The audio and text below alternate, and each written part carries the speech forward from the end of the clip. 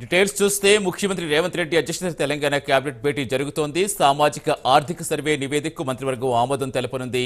SC వర్గీకరణ నివేదికను cabinet ఆమోదించనుంది. ఆ తర్వాత ప్రభుత్వం శాసనసభలో సామాజిక ఆర్థిక సర్వే నివేదికలు పెట్టనుంది.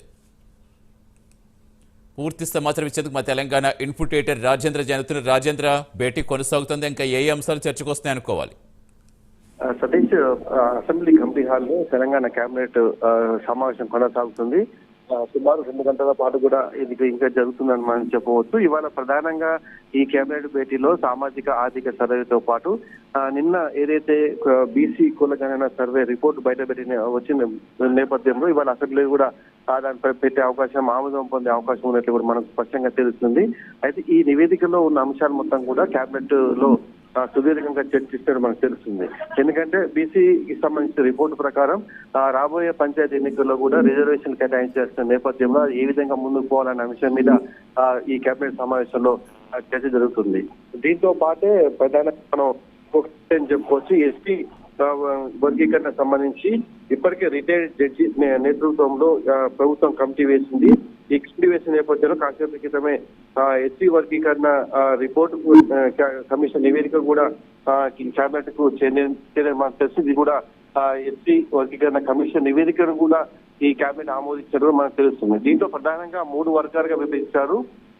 గ్రూప్ 1, గ్రూప్ 2, గ్రూప్ 3 అనే వర్గాలుగా విభజించి గ్రూప్ 1 లో ఎస్సీలో అత్యంత వెనుకబడిన కులాలు, సంచార కులాలు ఉండాలని వీరికి 1% రిజర్వేషన్ కల్పించడానికి దాంట్లో సూచించడం మనకు తెలుస్తుంది. గ్రూప్ 2 లో మాదిగ ఉప కులాలు వీరికి 9% కేటాయించాలని, గ్రూప్ 3 లో మాల ఉప కులాలు వీరికి 5% రిజర్వేషన్లు కేటాయించాలని ఆ నివేదికలు ఉన్నట్టు కూడా మనకు తెలుసు. అయితే పూర్తి నివేదిక కేబినెట్ ఆమోదం పొందిన తర్వాత అసెంబ్లీలో ప్రవేశపెట్టే అవకాశం ఉన్నట్లు కూడా మనకు తెలుస్తుంది. ఈ నేపథ్యంలోనే సుదీర్ఘంగా కేబినెట్ సమావేశం కొనసాగుతున్న నేపథ్యంలోనే అసెంబ్లీ కూడా వాయిదా మధ్యాహ్నం 2 గంటలకు తిరిగి ప్రారంభం కాబోతుంది. ఈ 2 అంశాల మీదనే అసెంబ్లీలో ఇవాళ చర్చకు వచ్చే అవకాశం స్పష్టంగా తెలుస్తుంది. ఒకటి బీసీ కుల గణనకు సంబంధించి, అదేవిధంగా ఎస్సీ కమిషన్ నివేదిక, ఈ 2 అంశాలు కూడా ఇవాళ అసెంబ్లీలో చర్చించే అవకాశం ఉన్నట్లు కూడా మనకు తెలుస్తుంది.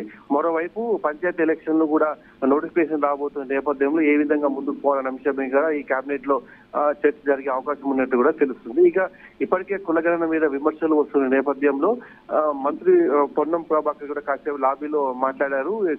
గ్రామీణ ప్రాంతాల్లో సక్రమంగా ఈ సర్వే జరిగింది, కానీ గ్రేటర్ హైదరాబాద్ పరిధిలో మాత్రం కొంతమంది దీనికి సర్వేకి సహకరించలేదని చెప్పేసి ఆయన చెప్పినట్టు తెలుస్తుంది. 1% అటు ఇటు ఉండొచ్చు, కానీ ఈ కులగణన సర్వే మాత్రం 100% కరెక్ట్ గా నిబద్ధతో ప్రభుత్వం చేసిందని చెప్పేసి కూడా ఆయన చెప్పారు. అంటే ఈ అన్ని అంశాల మీద కూడా ఇవాళ కేబినెట్ భేటీలో కొనసాగుతుంది. మరి కాసేపట్లోనే ఈ సమావేశం ముగిసే అవకాశం ఉన్నట్టు కూడా తెలుస్తుంది. Satish, thank you Rajendra.